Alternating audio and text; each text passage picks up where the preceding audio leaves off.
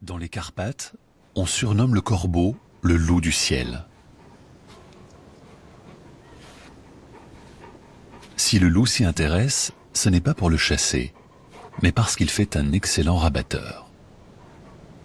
Qui de mieux placé que l'oiseau pour repérer du ciel une proie? Qui de mieux armé qu'un loup pour la tuer, en déchiqueter le cuir et lui en laisser quelques morceaux? Donnant, donnant.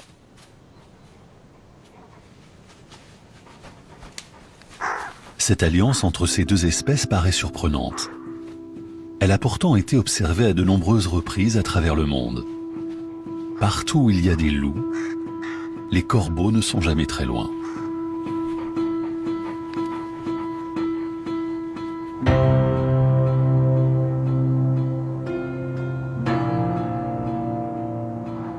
Ensemble, ils parcourent des kilomètres sans se quitter des yeux. Une vision acérée, une ouïe fine. L'oiseau noir est un guide précieux pour le loup.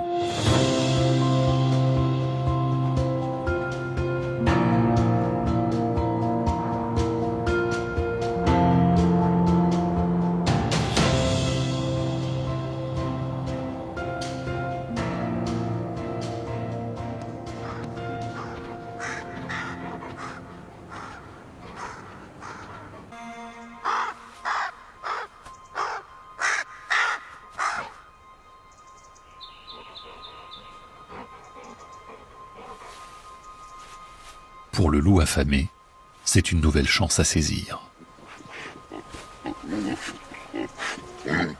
Le sanglier qui se délecte dans sa mare de boue sent soudain cette odeur familièrement glaçante. Il la connaît, c'est l'odeur des loups.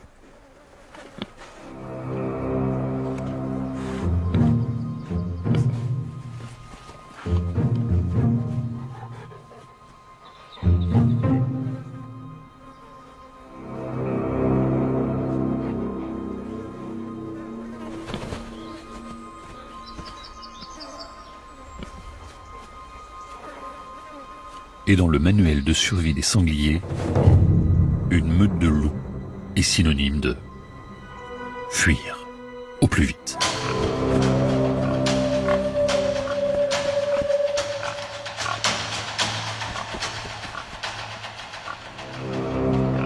Mais rapidement, le sanglier se rend compte de son erreur.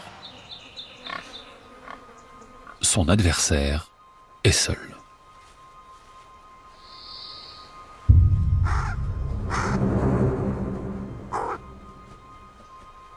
Revirement de situation.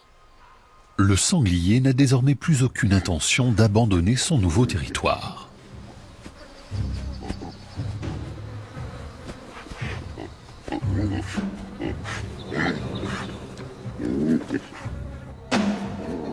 Pour le loup, attaquer seul un sanglier, capable de lui briser les os, est un risque.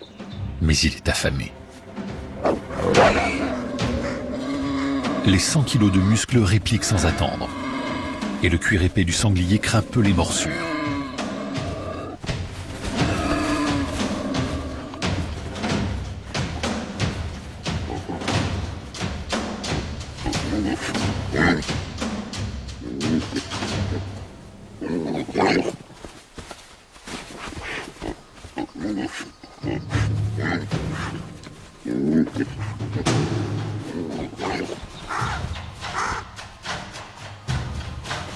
Fidèle à la stratégie des loups, le prédateur harcèle, fatigue sa proie.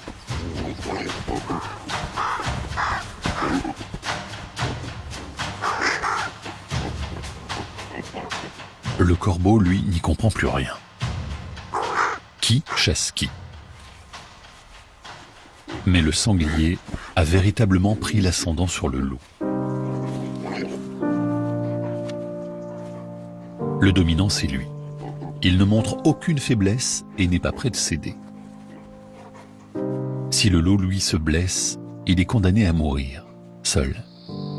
Sagesse et instinct de survie lui commandent d'arrêter.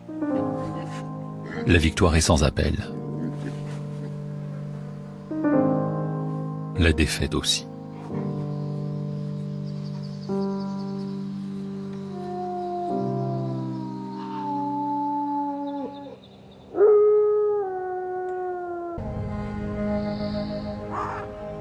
Chasser sans meute oblige le loup à reconsidérer ses ambitions, ses stratégies.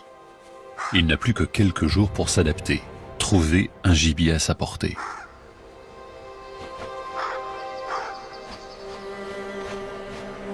L'oiseau doit repérer d'autres proies avant que leur alliance ne se brise. Des proies moins combatives. Voici justement un animal plus raisonnable.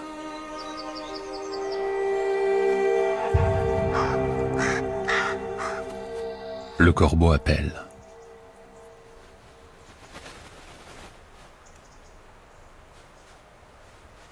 Sans l'aide du loup, il ne peut les tuer.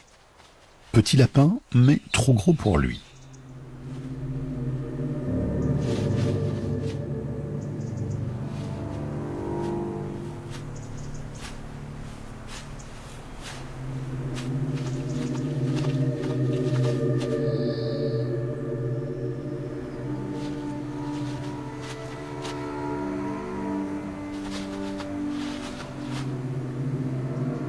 Il y en a un caché, juste là.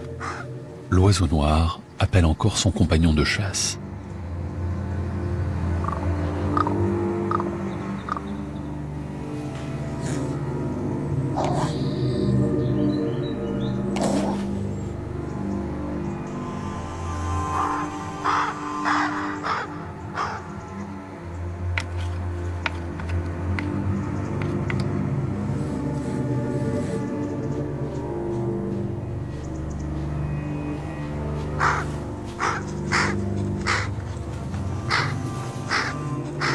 Le loup, qui jeûne depuis presque une semaine, puise dans ses réserves. Même ridiculement petite au vu de ses besoins, cette proie fera l'affaire. Ce lapin-là n'a aucune chance.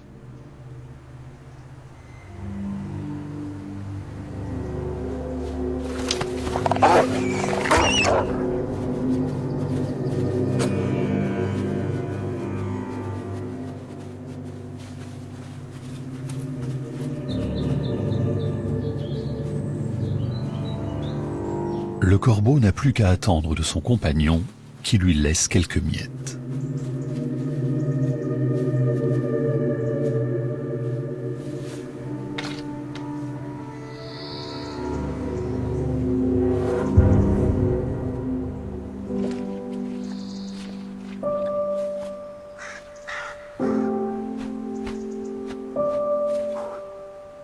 Enfin, la tactique est payante. Chacun a eu sa part.